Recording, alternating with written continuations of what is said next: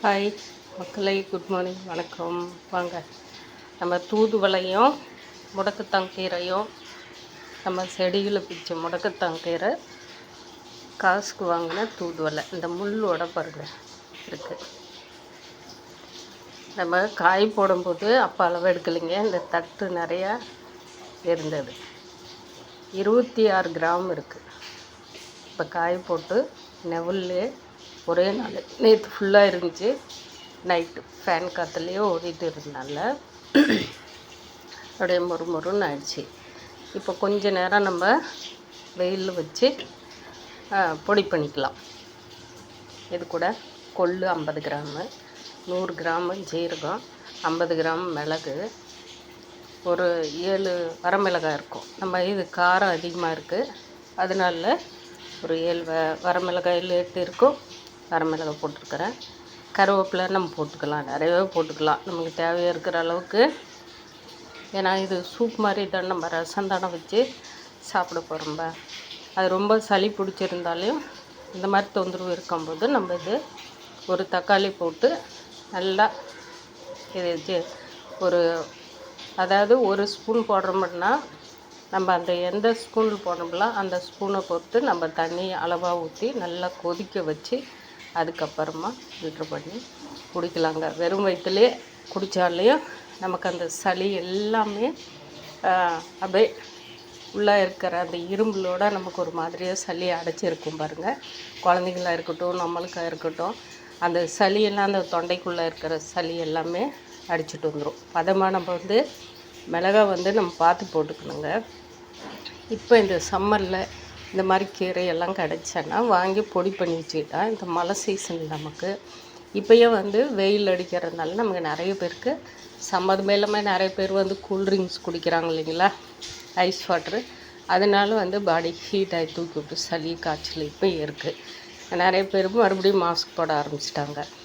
Mask போடுறாங்க. அது இல்லாமல் இந்த ஒரு பழமொழி சொல்லுவாங்கள்ல, நிறைஞ்சு இருக்கிற குடமாகட்டும் மனசாக இருக்கட்டும், அது அந்த பக்கமாக இந்த பக்கமாக அலைப்பாயாது. இந்த அரைகுறையாக இருக்குது பாருங்கள், அது தழும்பிட்டு இந்தாட்டி அந்தாட்டி இடிச்சிட்டு தழும்பிட்டு அந்த சத்தம் கெட்டு போகும்ல, அந்த மாதிரி தான் இன்றைக்கி 90% அந்த மாதிரி மக்கள் தான் வாழ்ந்துட்டு இருக்காங்க. இங்கே அங்கே போயிட்டு இருக்காதீங்க அப்படின்னு நினைக்காதீங்க, அப்படி தான் இருக்காங்க.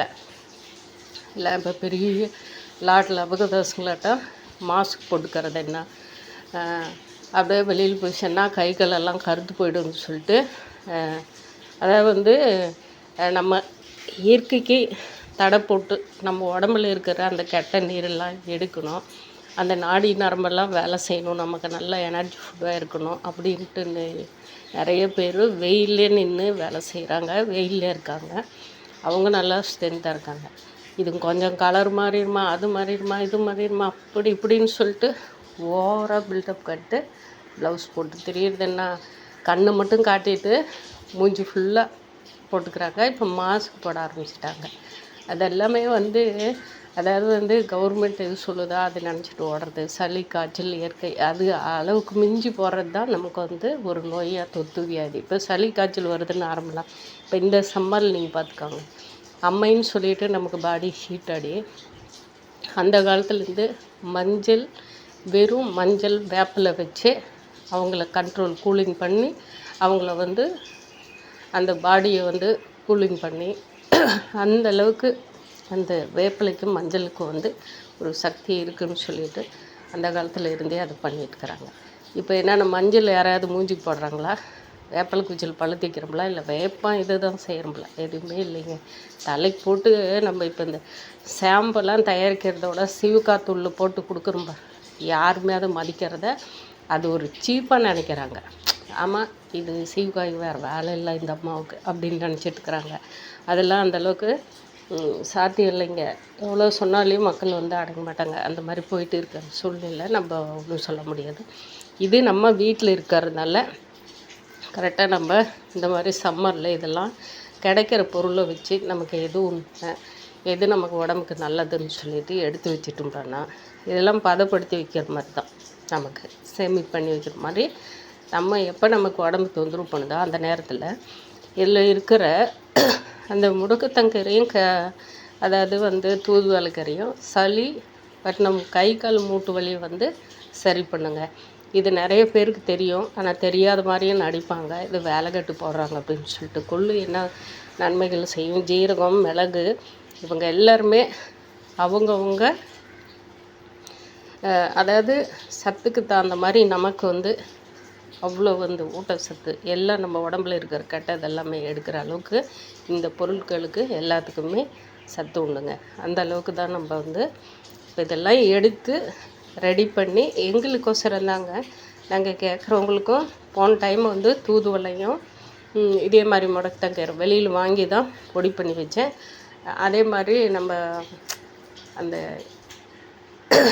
இன்னொரு இது சொல்கிறேன் இருங்க, அதுவும் பொடி பண்ணி வச்சேன். ஞாபகத்துக்கு வர மாட்டேங்குது நமக்கு டக்குன்னு. இதெல்லாம் பொடி பண்ணி வச்சது கடையில் சேல்ஸ் ஆகிடுச்சு, வாங்கி எல்லாருமே நல்லா இருக்குன்னாங்க. இப்போ நான் அரைக்கிற பொருள் இதாங்க. இப்போ கொஞ்சம் இதெல்லாம் வறுக்க போகிறது இல்லைங்க, கொஞ்சம் வெயில் வச்சு பொடி பண்ணி வச்சுக்கலாம். நேற்று வந்து சக்கரவள்ளி கிழங்கு காட்டினேன் இல்லைங்களா, அதை சீவி இப்படி பொடி பண்ணி வச்சுருக்கேங்க. இப்போ இது நமக்கு வந்து எதுக்கு குழந்தைங்களுக்கு கொடுக்கும்போதாகட்டும் நம்ம பெரியவங்களுக்காகட்டும் இது வந்து நமக்கு அவ்வளோ சத்து இருக்குதுன்னு சொல்லிட்டு தெரியும். இது பொடி பண்ணி வச்சுக்கிட்டா நம்ம அப்பப்போ இந்த கஞ்சி காசுறோம் இல்லைங்களா, ஏதாவது ஒரு சத்து பொருளை போட்டு கஞ்சி காசும் போதோ அதுலேயும் போட்டுக்கலாம். இல்லையா இப்படியே இது வச்சுருந்து இதோட நம்ம கொஞ்சம் தேங்காயும் திருவி இதே மாதிரி நெவலில் காய் போட்டு எடுத்து வச்சுட்டோம்னா, தண்ணி நம்ம வைக்கிறோம் இல்லைங்களா, தண்ணி வைக்கும்போது இது அந்த கொதிக்கிற தண்ணி கொஞ்சம் ஃபஸ்ட்லேயே தண்ணி சூடானோடனே நமக்கு தேவையாக இருக்கிற அளவுக்கு ஒரு ஸ்பூன் எடுத்து அதில் போட்டுக்கலாம். தேங்காயும் இதுவும் இதை நல்லா கொதித்து வந்ததுக்கப்புறம் இது நல்லா ஒரே கொஞ்ச நேரத்துலேயே இது வெந்துருங்க, தண்ணி சூடானோடனே. ஏன்னா நம்ம சீவிட்டோம் இல்லைங்களா, சக்கரவள்ளி கிழங்கு எந்தளவுக்கு நல்லதுன்னு எல்லாருக்குமே தெரியும்.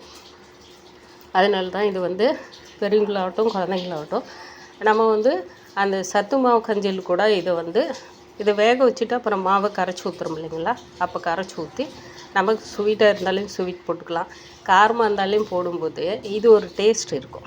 நீங்கள் செஞ்சு சாப்பிட்டு பாருங்கள், நானும் செஞ்சு காட்டுறேன் உங்களுக்கு. இதெல்லாமே வந்து நம்ம இருக்கும்போது பதப்படுத்தி வச்சுக்கலாம் அப்படின்னு சொல்லிட்டு தான் ஒவ்வொன்று. இது வந்து எங்கள் பேர குழந்தைங்களுக்கு தான் போகுது. அதனால தான் இவங்கள எல்லாருமே ரெடி பண்ணி நான் இப்போ வச்சுருக்கிறது. சத்து மாவட்டும் இதாகட்டும். நேற்று வந்து பாருங்கள், நம்ம கீரை இல்லைங்க, அதாவது கொத்தமல்லியும் புதினாவும் காய் போட்டு நெல்லில் காய் போட்டு பாருங்கள் எடுத்து வச்சுருக்காங்க. இவங்கள இப்போ கொஞ்ச நேரம் எடுத்து வெயிலில் போட்டு பொடி பண்ணி வச்சுக்கலாங்க.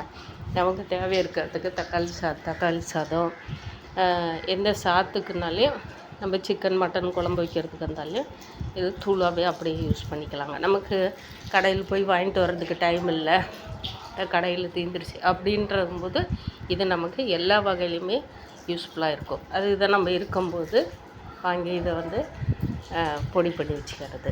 உங்களுக்கு இந்த மாதிரி எல்லாம் பிடிச்சிருந்தா நீங்களும் செஞ்சு வச்சுக்கோங்க. இந்த மாதிரி சின்ன சின்ன விஷயங்கள் யாருக்கு ரொம்ப பிடிக்குமோ நீங்கள் வந்து யாருமே பார்க்குறது இல்லைங்களே, பார்க்குறதும் இல்லை, லைக்கும் போடுறதில்ல, அப்படியே தள்ளி விட்டு போயிட்டே இருப்பாங்களாட்டுங்கன்னு. உண்மை அதை தாங்க. என்றைக்குமே வந்து நிறைய விவசாய மக்கள் வந்து அவங்களுக்கு கஷ்டமாக இருக்குது இல்லைங்களா, ஒரு வீடியோ போடும்போது அந்த பயிர் எப்படி வந்து அவங்க மண்ணை உழவு பஞ்சு நாற்று நட்டு அந்த விதைங்களை நட்டு அதுக்கப்புறம் அது பயிர் வந்ததுக்கப்புறம் என்னென்ன செய்கிறாங்கன்னா அவங்களுக்கு தான் கஷ்டம் தெரியும். ஒரு நாள் ஃபுல்லாக இன்றைக்கி வெயில் காலம் இருந்தாலையும் தண்ணி இருக்கும்போது இதை செஞ்சிடலாம், தண்ணி இருக்கும்போது இதை வந்து நம்ம அறுவடை செய்யலாம், களை எடுக்கலாம், அந்த மாதிரி பண்ணிவிட்டு இப்போ ஓடி ஓடி பாவம் வளைச்சிட்ருக்குறாங்க இல்லையா. ஆனால் இன்றைக்கி வந்து நீங்கள் இன்றைக்கி சூழ்நிலை பாருங்களேன், அந்த பைசா சம்பாதிக்கணும் அப்படின்றதுக்கு யாரோ ஏதோ பண்ணிட்டுக்கிறாங்க. எல்லாருமே இன்றைக்கி வந்து ஏன் ஒவ்வொருத்தர்கிட்டையும் கையேந்து நிற்கிறாங்க.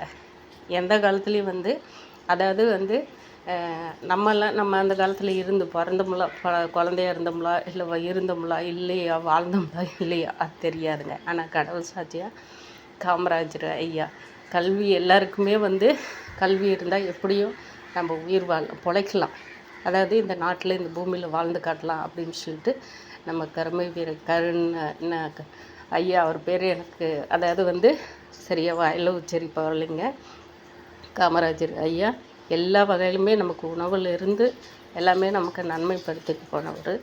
அந்த காலத்தில் அவங்க எப்படி வந்து எந்த திசையில் எப்படி வாழ்ந்துட்டு இருந்தாங்க, எப்படி அரசியல் நடத்திட்டு இருந்தாங்கன்னு எல்லாருக்குமே இப்போ தெரியும். அவங்க பாதை திரும்பி கூட பார்க்கறது இல்லைங்க. இன்றைக்கி இருக்கிற அரசியல்வாதிங்க அவங்க நடந்துட்டு பைத்தியக்காரத்தனம் அப்படின்னு சொல்கிறாங்க. அவங்களுக்கு ஒரு பொழைக்க தெரியாதவங்க பைத்தியார் பட்டம் கட்டுறாங்க. ஆனால் நான் அமெரிக்கா போனேன், லண்டனுக்கு போனேன், அங்கே போனேன், இந்த செலவு இத்தனை கோடி செலவு பண்ணேன், இதை வாங்கிறதுக்கு அத்தனை கோடி எதுக்கு? நீங்கள் சம்பாதிக்கிறதுக்கு தானே. இப்போ இன்றைக்கி நூறுக்கணக்கான மக்களை அவங்க பின்னாடி வச்சுக்கிட்டு அவங்களுக்கு இன்றைக்கு நீங்கள் வருஷம் ஃபுல்லாக உங்கள் கூட வேலை செய்கிறவங்களுக்கு மாதம் சம்பளம் போட்டு நீங்கள் வச்சுக்க முடியுமா ஐயா? இப்போ அரசியலில் எத்தனை பேர் கையில் வச்சுட்டு இருக்கிறீங்க ஆளுங்களை மாதக்கணக்கில் இன்றைக்கி வருஷம் ஃபுல்லாக இந்த ஒரு 6 மாதம் ஆகட்டும் 3 மாதம் ஆகட்டும் உங்களால் அவங்களுக்கு வர்ற நீங்கள் கொள்ளடிக்கிறதுல அவங்களுக்கு ஒரு 5% அட ஒரு 2% கொடுத்து லைஃப் ஃபுல்லாக இன்றைக்கி எத்தனை 100 மக்கள் வச்சுருக்கிறீங்களா, 100 பேரை வச்சுருக்கிறீங்களா, 50 பேரை வச்சுருக்கிறீங்களா கூட கையால் துணைக்கு இப்போ இந்த வேலை செய்யுங்க அந்த வேலையை செய்யுங்கன்றதுக்கு அவங்கள உங்கள் லைஃப்பில் நீங்கள் 5 வருஷம் இருக்கிற வரைக்கும் அவங்கள கூடவே துணைக்கு வச்சுக்குவீங்களா? வர்றதில் அவங்களுக்கு பங்கு போட்டு கொடுப்பீங்களா? இல்லை. இன்றைக்கே கிடைக்கிறத வச்சு அவங்களுக்கு நீங்கள் செஞ்ச வேலைக்கு இவ்வளோ தான் கூலின்னு சொல்லிட்டு தூக்கி எறிஞ்சிட்டு போயிட்டே இருப்பீங்க. அது உங்கள் கூட சுற்றி இருக்கிற மக்களுக்கும் தெரியும்.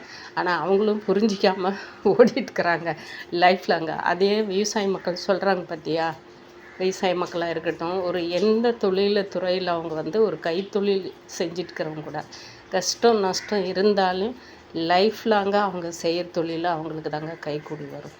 இது உண்மை இல்லையான்னு மட்டும் மக்கள் புரிஞ்சுக்கினா சரிங்க. பாய் மக்களே.